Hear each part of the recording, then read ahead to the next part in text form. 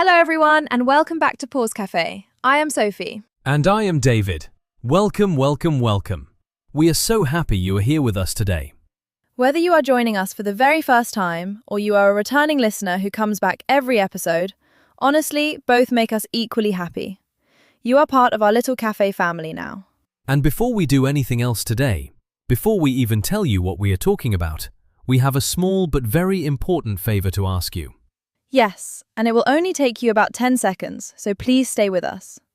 First, if you are watching this on YouTube, please hit the like button right now. That little thumbs up makes an enormous difference. It helps YouTube show our podcast to more people who are learning English, and it costs you absolutely nothing. Second, please subscribe to Pause Café if you have not done so already. Just press that subscribe button and hit the bell so you never miss a new episode. We put so much love into every episode, and knowing you are subscribed means the world to us. Third, we would absolutely love to hear from you in the comments. After you listen today, tell us, what is your dream travel destination? Where in the world do you most want to go? Write it below. We read every single comment and we reply as much as we can. And fourth, if you have a friend, a classmate, a colleague, or anyone you know who is learning English, please share this podcast with them. Send them the link. Tell them about Pause Café. You would be giving them such a wonderful gift. Okay, thank you so much. Now, let us get into today's episode. David, are you ready? I am absolutely ready, and I have been looking forward to this topic all week. Me too. So, today we are talking about travel and dream destinations. The places we have been, the places we want to go, the way travel changes us, and the beautiful feeling of dreaming about somewhere far away. I love this topic because everyone has something to say about it. Even if you have never left your hometown, you have a dream destination, a place you imagine visiting one day. Exactly. Travel starts in the imagination, long before you ever buy a ticket. But first, David, how are you doing? How has your week been? You know what, Sophie? My week has actually been really good. I went to a travel exhibition at the weekend, one of those big events where different countries set up stands, and you can learn about different cultures, try food, and watch performances.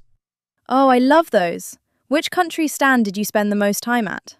Japan, without question. There was this woman in a beautiful kimono demonstrating the tea ceremony, and I just stood there completely fascinated for about 20 minutes.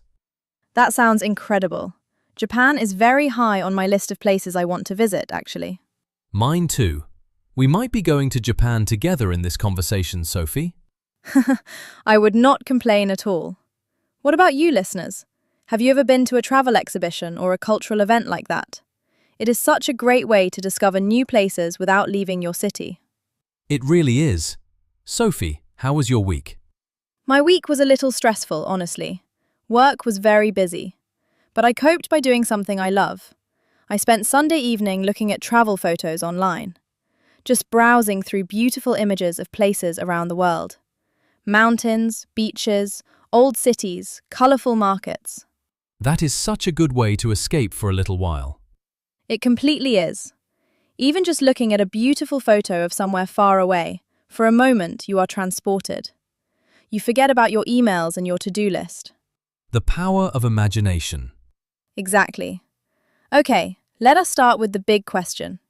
David, what is your number one dream destination? The place you most want to visit in your entire life?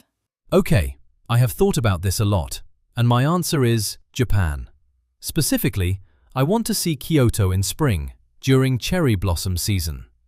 Oh, that is a beautiful choice. The images I have seen are just extraordinary. Thousands of cherry blossom trees, called sakura in Japanese, all blooming at the same time.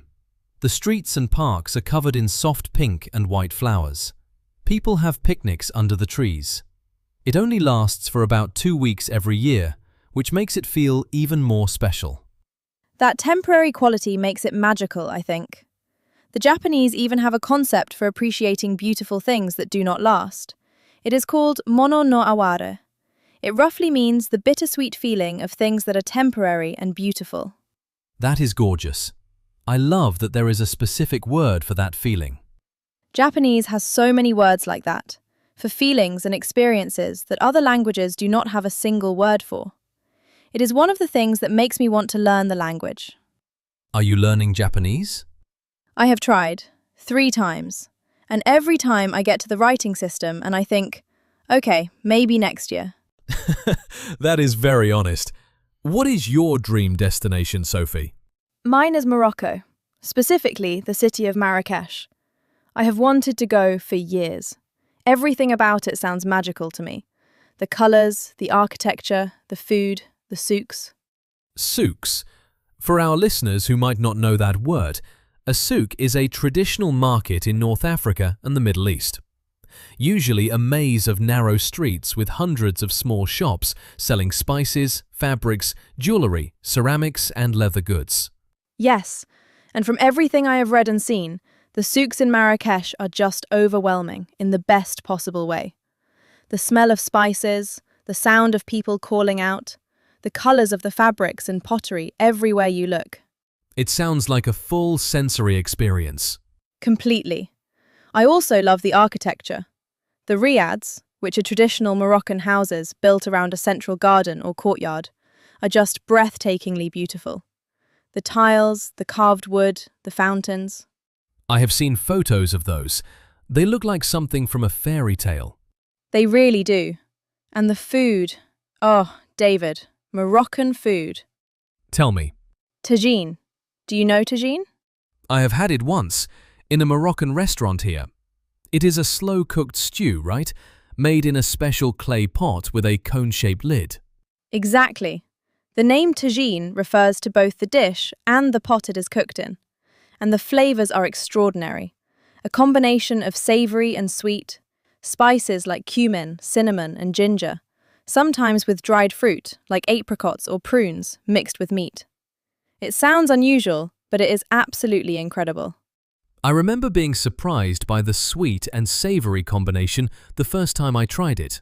A lot of people are, but once you taste it, you understand immediately why it works. Okay, listeners, we want to hear from you. What is your dream destination? Somewhere you have always wanted to go, but have not been yet. Tell us in the comments. And tell us why. What is it about that place that calls to you? Yes, please. We genuinely love reading your answers. Now, let us talk about travel a little more broadly, because I think the way people travel has changed a lot in recent years.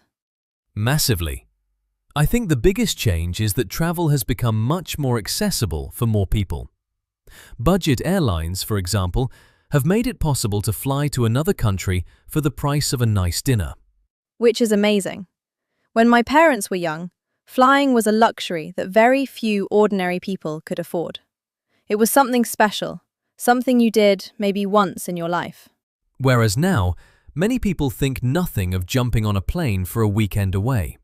Although, and this is something I think about, accessibility has also created some problems. Some beautiful places have become so popular that they are being damaged by too many visitors. There is a word for this: over-tourism. Over-tourism.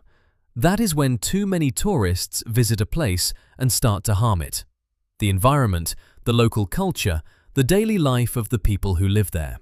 Venice in Italy is a famous example. Or Dubrovnik in Croatia, which became incredibly famous after being used as a filming location in a very popular television series. And these are genuinely fragile, irreplaceable places. Once you damage them, you cannot get them back. So I think there is a growing conversation about what we call responsible travel or sustainable travel, being mindful of how your visit affects a place.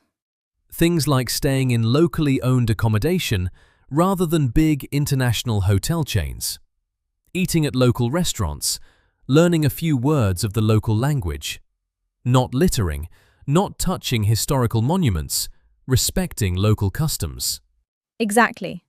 Travel is something you do with care and respect, not just as a consumer experience.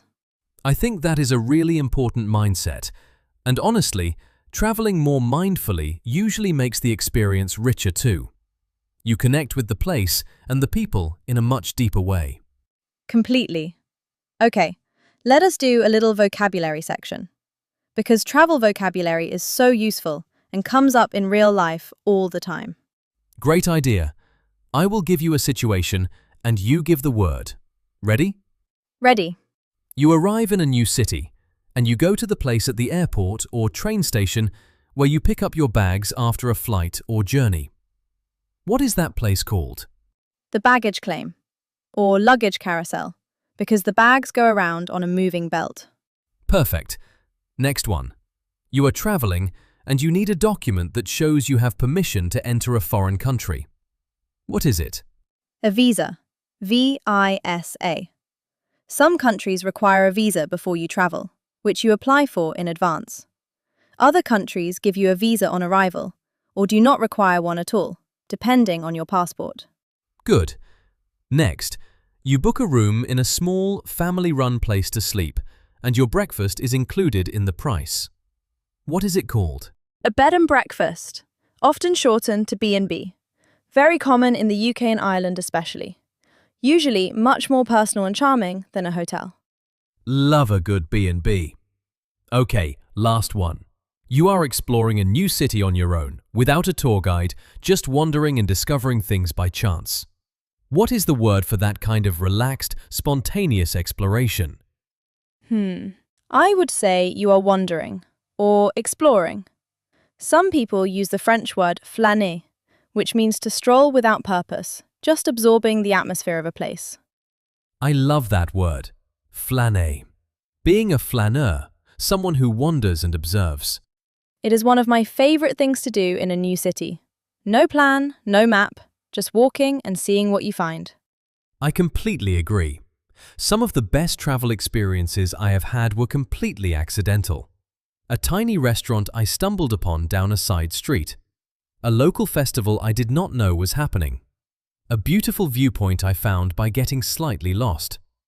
Getting slightly lost is actually one of the best travel strategies. I completely agree. Okay, I want to talk about something more personal now. Has travel ever genuinely changed you? Made you see something differently? Yes, without question. I think the most significant experience for me was a trip I took to Vietnam about 4 years ago. I spent 3 weeks traveling through the country, from Hanoi in the north down to Ho Chi Minh City in the south. Oh wow, that sounds like an incredible journey. It was life-changing, honestly. And the thing that affected me most was not the beautiful landscapes, though they were extraordinary. It was the people. The warmth, the resilience, the happiness I encountered in people who had very little materially, but seemed genuinely content and connected to each other and their communities. That is something travelers often report, is it not? Going to places with less material wealth and finding more genuine happiness and community. And it made me question a lot of things about my own life. What I actually need to be happy. What I spend my energy worrying about. It gave me perspective in a way that nothing else quite had. That is the transformative power of travel. You step outside your normal life, your normal assumptions about how things should be, and you see everything with fresh eyes, including yourself. Exactly. You realize that the way you live is not the only way, that there are hundreds of different approaches to life, to family, to work, to happiness. And that is deeply freeing. My most transformative travel experience was in Portugal, actually. And it might sound less dramatic than Vietnam, but I spent a week in Lisbon on my own. My first ever solo trip. Oh, solo travel. That is a whole conversation in itself. It was terrifying and wonderful in equal measure. Because when you travel alone, you have to rely entirely on yourself. You make all the decisions, you deal with all the problems, you talk to strangers because there is no one else. And you learn a lot about yourself in that process. So much. I discovered I was more capable than I thought, more confident than I thought, and more comfortable with my own company than I expected. I think solo travel is one of the most valuable things a person can do, at least once in their life. I really do too. Even if it is just a short trip, a weekend in a city you do not know. The experience of navigating the world alone, even briefly, builds real confidence. Okay, before we wrap up, let us do our phrase of the episode. Today's phrase is to get off the beaten track. The beaten track. B-E-A-T-E-N, track. It means the popular, well-known, heavily visited route or path. So to get off the beaten track means to go somewhere less visited, more unusual, more authentic. For example, we decided to get off the beaten track and visit a small village instead of the famous tourist city. Or, the best food experiences happen when you get off the beaten track and find where the locals actually eat. It is such a useful phrase for talking about travel, and actually about life in general. Sometimes the most interesting things are off the beaten track. Beautifully said. Okay, everyone. We are at the end of today's episode, and I genuinely cannot believe how fast it went. It always does when the topic is this good. Right, just before we say goodbye, a quick reminder. If you enjoyed today's episode, please like this video. It takes 1 second, and it helps so many more people discover Pause Café. Subscribe if you have not already, and share this episode with a friend who is learning English. You know someone who would love this. Send it to them right now. And leave us a comment. Tell us your dream destination. We will read every single one. Thank you so much for spending this time with us today. You are the best listeners in the world, and we genuinely mean that. We would love to reply to yours. Thank you so much for spending this time with us today. You are the best listeners in the world, and we genuinely mean that. Dream big, travel far, even if it is just in your imagination for now. We will see you in the next episode. Goodbye, everyone. Until next time at Pause Café. Bye-bye.